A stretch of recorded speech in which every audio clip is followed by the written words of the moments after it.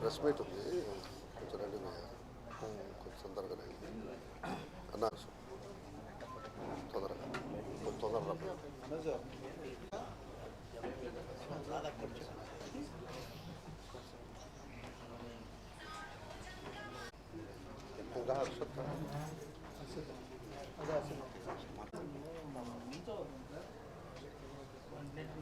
ఓకేనా చెంటి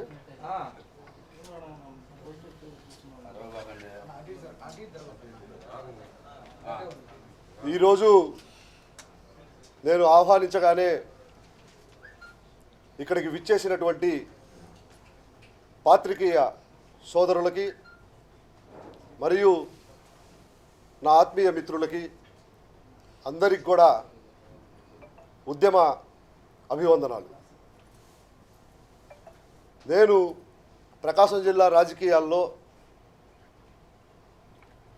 విద్యార్థి దశ నుండి యువజన రాజకీయాల్లో పలు పదవుల్లో పనిచేసినటువంటి నేపథ్యం కలిగినటువంటి ఒక ముస్లిం సామాజిక వర్గానికి చెందినటువంటి నాయకుడిగా నేను పుట్టినటువంటి ముస్లిం సామాజిక వర్గానికి ఎంతో కొంత బాగు చేయాలనేటువంటి ఉద్దేశంతో 2005 నుండి కూడా ప్రకాశం జిల్లాలో పనిచేస్తూ ఉన్నాను. 2005లో సునామీ వచ్చినప్పుడు విరాళాలు సేకరించి అప్పటి నుంచి ఆ తర్వాత యువజన కాంగ్రెస్ ప్రకాశం జిల్లా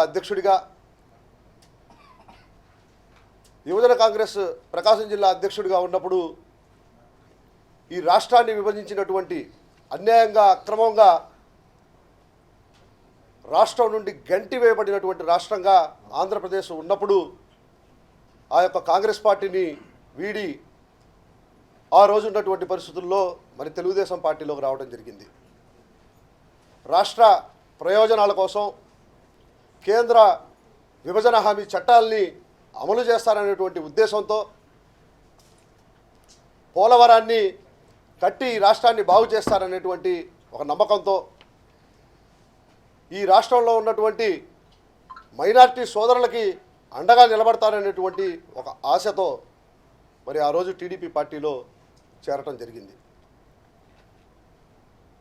4.5 సంవత్సరాలు అయినప్పటికీ కూడా ఈ రాష్ట్రంలో మైనారిటీ సోదరుల్ని రిప్రజెంట్ చేస్తూ ఒక ప్రతినిధిగా ఒక మంత్రిని ఆ రోజు ఉన్నటువంటి తెలుగుదేశం నాయకత్వం ఎన్నుకోకపోవడం నిజంగా చాలా బాధ వేసినటువంటి విషయం. అయినప్పటికీ కూడా ఏదైతే ఈ భారతదేశంలో భిన్న సంస్కృతులు ఉన్నటువంటి ఒక దేశం ఇది.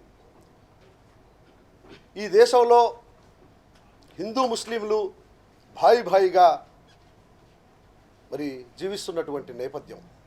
ఇటువంటి భారతదేశంలో ఒక మతతత్వ పార్టీ, ఒక మతానికి కొమ్ము కాసేటువంటి పార్టీ, మతోన్మాదం కలిగినటువంటి ఆర్ఎస్ఎస్ భావజాలాలు కలిగినటువంటి మనోవాద సిద్ధాంతాన్నే తన రాజ్యాంగంగా మలుచుకున్నటువంటి బీజేపీ పార్టీ. అటువంటి బీజేపీ పార్టీ యొక్క నిరంకుశ వైఖరిని మరి ఆ రోజు చంద్రబాబు నాయుడు గారు వ్యతిరేకించారని మోడీని మరి మోడీ హటావో దేశ్కో బచావో అనేటువంటి నినాదాన్ని 2019 ముందు ఆయన ఎత్తుకొని ప్రతి చోట కూడా ధర్మ పోరాట దీక్ష అని చెప్పి సభలు పెట్టడం జరిగింది. ఆ ధర్మ పోరాట దీక్షల్లో బ్లాక్ బెలూన్స్ ఎగరవేసి నిరసనని వ్యక్తం చేయడం జరిగింది.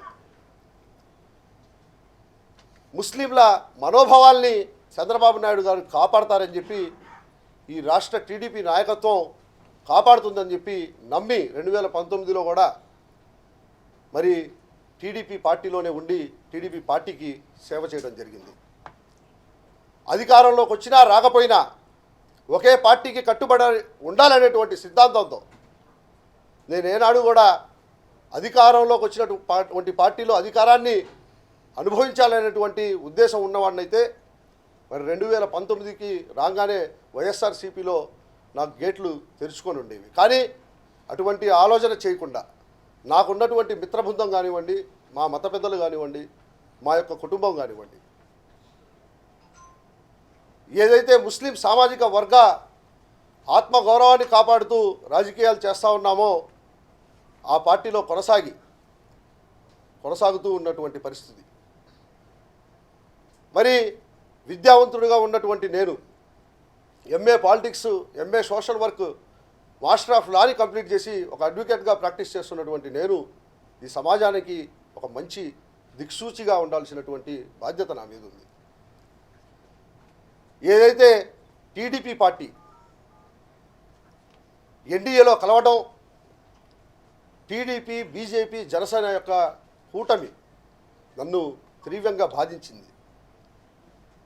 మీరు 2014లో కలిసినప్పుడు ఏ ఒక్క హామీని నెరవేర్చినటువంటి బీజేపీ మీద నమ్మకం పెట్టుకోవడం అనేది కేవలం ఇది చంద్రబాబు గారి యొక్క రాజకీయ అవసరం కోసం అవకాశం తీసుకోవడం తప్ప ఈ రాష్ట్ర క్రైస్తవ మైనార్టీ సోదరుల మీద నిజమైనటువంటి ప్రేమ ఆయన చూపిస్తున్నారనేటువంటి భావన నాకు కలగలేదు. ఏదైతే బీజేపీ పార్టీ ముస్లింలని ఊచకోత కోసేటువంటి పార్టీ, బాబ్రీ మసీదు విధ్వంసంపై పునాదులు ఏర్పరచుకొని ఈరోజు దేశంలో పార్లమెంట్లో అధికారాన్ని అనుభవిస్తున్నటువంటి పార్టీ,